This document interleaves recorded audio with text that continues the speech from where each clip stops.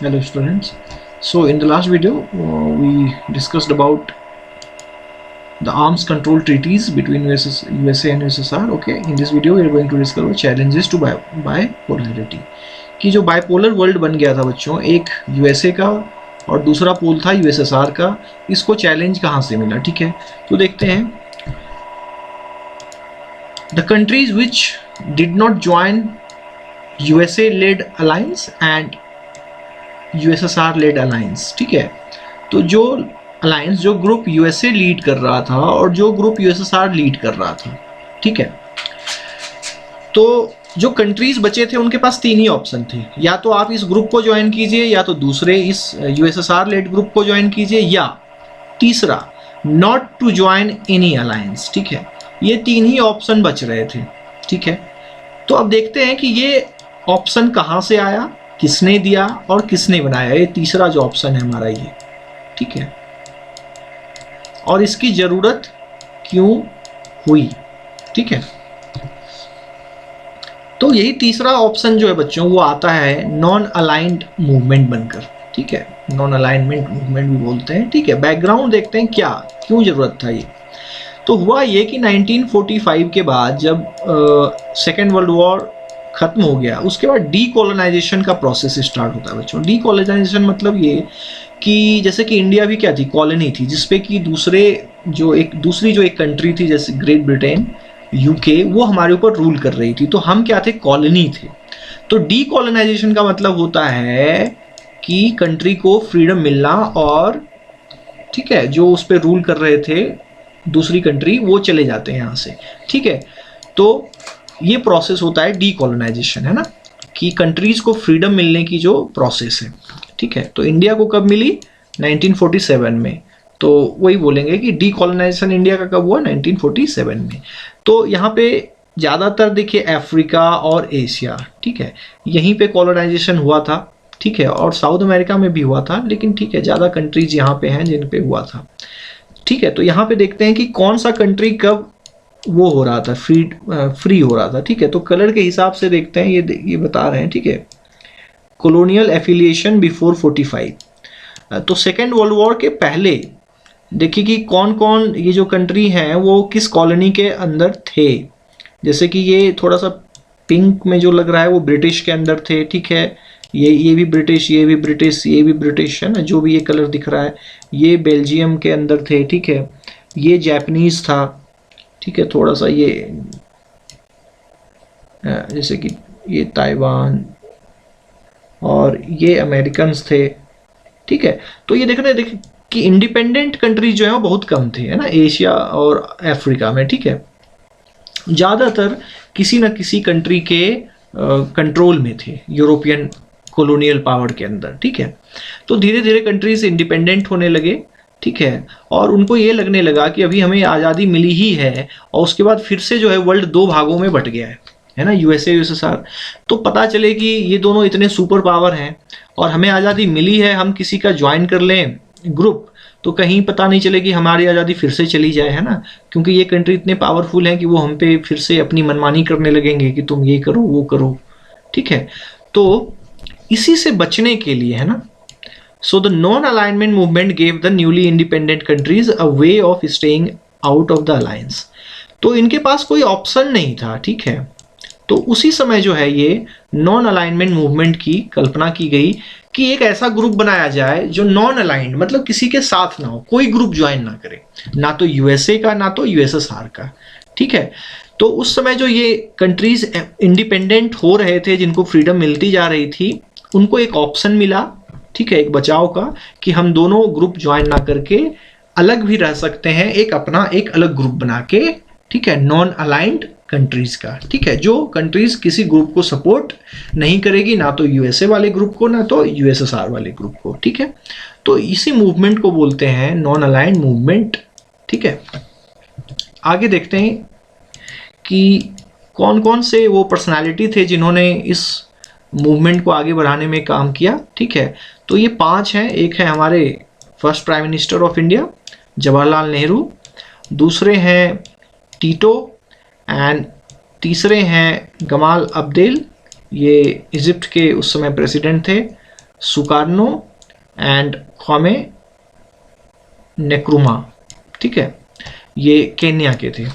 इनका डिस्क्रिप्शन यहाँ पे देख लेते हैं बच्चों।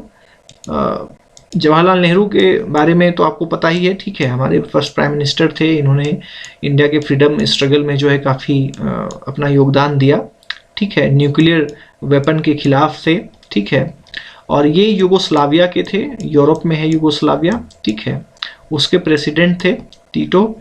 जर्मनी के अगेंस्ट ये जो है सेकेंड वर्ल्ड वॉर में इन्होंने लड़ाई लड़ी, और कम्युनिस्ट थे, ठीक है, मतलब यूएसएसआर के आइडियोलॉजी से इन्फ्लुएंस थे, but maintain some distance from the Soviet Union, ठीक है, बट फिर भी उन्होंने अपना जो एक इंडिपेंडेंट डिसीजन लिया, ठीक है, उस पर डिपेंड नहीं थे सोवियत यूनियन पे, थोड़ा अलग रहे उससे, ठीक है। उसके बाद ये नसीर साहब हैं, ये जो है इजिप्ट पे रूल किया इन्होंने 1952 से 52 टू 1970, ठीक है, और अरब नेशनलिज्म में को राइज करने में इन्होंने अपना योगदान दिया। सोशलिज्म से प्रभावित थे, एंटी इम्पीरियलिज्म, मतलब जो ये ब्रिटेन ये सब जो दूसरे देशों पे शासन कर रहे थे उसके खिलाफ थे, ठीक है। सुएज कनाल को इन्होंने नेशनलाइज कर दिया, मतलब इजिप्ट का उस पर अधिकार करवाया, ठीक है, और इसकी वजह से एक इंटरनेशनल कॉन्फ्लिक्ट भी हुआ 1956 में, ठीक है। सुकार्नो ये जो थे इंडोनेशिया के फर्स्ट प्रेसिडेंट थे, और वहाँ के फ्रीडम स्ट्रगल में इन्होंने पार्टिसिपेट किया, सोशलिज्म को सपोर्ट करते थे, एंटी इम्पीरियलिस्ट थे, ठीक है, ऑर्गेनाइज्ड बांडुंग कॉन्फ्रेंस, ठीक है, लेकिन बाद में इनको मिलिट्री ने जो है हटा दिया, ठीक है। ये जो है घाना के फर्स्ट प्राइम मिनिस्टर थे, सॉरी मैंने पहले केन्या को बोल दिया था, ठीक है, वो गलत हो गया, घाना के थे, ठीक है, पिछले स्लाइड पे मैंने केन्या बोल दिया था, ठीक है। फ्रीडम मूवमेंट जो है घाना का इन्होंने लीड किया था, ठीक है। सोशलिज्म से ये भी प्रभावित थे, अफ्रीकन यूनिटी की बात करते थे कि सभी अफ्रीका के कंट्री जो हैं एक साथ मिलकर आए और कॉलोनियलिज्म के खिलाफ लड़ें, ठीक है। हालांकि इनको भी एक मिलिट्री डिक्टेटर ने जो है इनको हटा दिया था इनके पद से, ठीक है। तो देखते हैं कि फर्स्ट समिट ऑफ नेम, ठीक है, नॉन अलाइन मूवमेंट, वो कब कहाँ पर हुआ? बेलग्रेड में, ये यूगोस्लाविया में है, ठीक है, और ये कब हुआ? 1961 में। अटेंडेड बाय कितने लोगों ने अटेंड किया, मतलब कंट्रीज ने? 25 ने, ठीक है।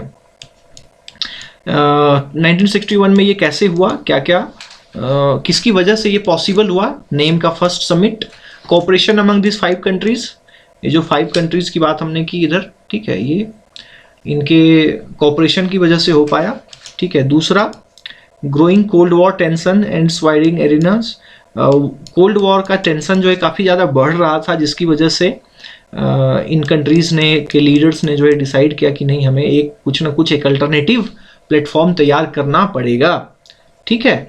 और काफ़ी ज़्यादा जो है अफ्रीकन नेशन को उस समय इंडिपेंडेंस मिला, ठीक है, जिसकी वजह से बहुत सारे जो है इंडिपेंडेंट नेशन दोनों ग्रुप को छोड़कर जो है वो थे, जो कि एक अपना एक अलग ग्रुप बना सकते थे, ठीक है। सो नाम नेम, ठीक है, तो ये किस चीज के लिए स्टैंड करता था, इसका क्या वैल्यू था, ठीक है, नॉन अलाइन मूवमेंट का कि जो कोर वैल्यू थे वो क्या थे? तो पहला ये कि नॉन अलाइन, इसके नाम में ही है बच्चों, जैसा कि not to be a member of an alliance, ना तो यूएसए लेड अलायंस का मेंबर बनना है, ना तो यूएसएसआर लेड अलायंस का मेंबर बनना है, ठीक है। दूसरा, playing active role in mediating between the two rivals, तो इन दोनों के बीच जो कॉन्फ्लिक्ट होता है यूएसए लेड अलायंस और यूएसएसआर लेड अलायंस के बीच में, उनको बीच में मेडिएशन भी करना है ना, उनके बीच जो है लड़ाई हो रही है तो थोड़ा सा कम करना भी, जैसे यहाँ पे है ना, ये यूएसए मान लिया जाए यूएसएसआर है, दोनों लड़ने के लिए तैयार हैं, तो नेम का जो ऑब्जेक्ट था ना वो ये था कि इन दोनों के बीच टेंशन को कम करना है ना, कम करें, ऐसा ना हो कि दोनों लड़ने के लिए भिड़ जाएं, ठीक है। एंड वॉर ना हो पाए, to prevent war between others and try to end wars, है ना, युद्ध को खत्म करना, कोशिश करना उसको नहीं होने देने की, ये सारी चीज़ें थी जो नॉन अलाइन मूवमेंट के ऑब्जेक्टिव थे, ठीक है। उसके बाद जो आता है बच्चों वो ये कि न्यू इंटरनेशनल इकोनॉमिक ऑर्डर, ये भी नेम का ही एक पार्ट है, ठीक है। इसकी ज़रूरत क्यों हुई? ये इकोनॉमिक कंडीशन, इकोनॉमिक एरिया में ठीक है, ये तो पॉलिटिकल एरिया में था कि हम ज्वाइन नहीं करेंगे किसी के साथ, लड़ाई झगड़ा नहीं होने देंगे, बचाने की कोशिश करेंगे अगर दो कंट्रीज लड़ रहे हैं, ठीक है, यूएसए एंड यूएसएसआर के बीच में टेंशन बढ़ेगा तो कम करेंगे। लेकिन ये जो है नॉन अलाइंड मूवमेंट का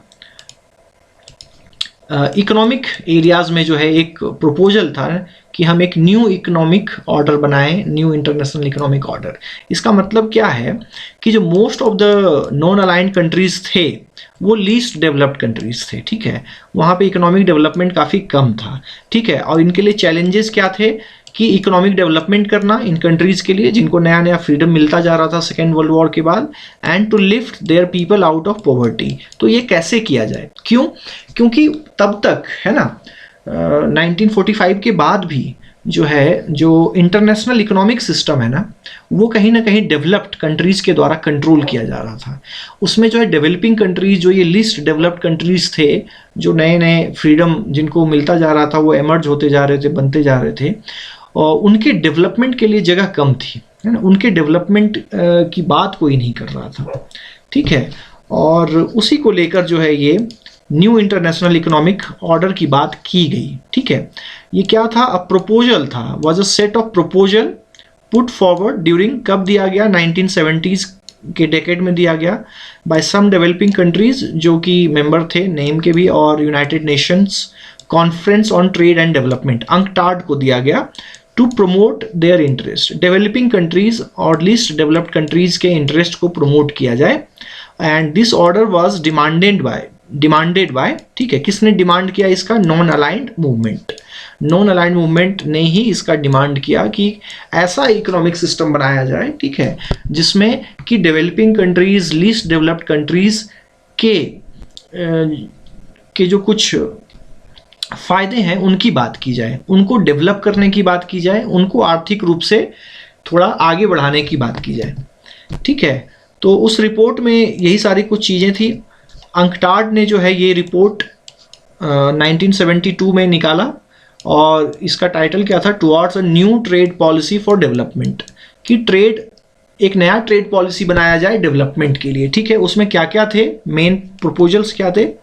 give the least developed countries control over there natural resources exploited by the developed western countries, कि मतलब डेवलप्ड जो लीस्ट डेवलप्ड कंट्रीज थे, जो डेवलप्ड नहीं थे, वहाँ पे अगर कोई नेचुरल रिसोर्स है तो उन पे उनका अधिकार है, उनको पूरा अधिकार देना चाहिए कि वो उसका अपने कंट्री के लिए यूज़ करें, ठीक है। To obtain access to western markets so that LDCs could sell their products and therefore make trade more beneficial for the poor countries. मतलब ये कि जो ये पुअर कंट्रीज थे, यहाँ के product developed western market, developed countries में बिक पाए, ऐसा कुछ अरेंजमेंट हम बनाएं, ठीक है। जैसे कि इंडिया का प्रोडक्ट या केन्या या घाना में बना हुआ प्रोडक्ट जो है वो ब्रिटेन में, यूएसए में बिक पाए, कुछ ऐसा हम अरेंजमेंट करें, ठीक है। Reduce the cost of technology from western countries, जो टेक्नोलॉजी वेस्टर्न कंट्रीज के पास है, यूएसए के पास, वेस्टर्न कंट्रीज के पास, ब्रिटेन के पास, यूरोप में और भी जो कंट्रीज हैं, तो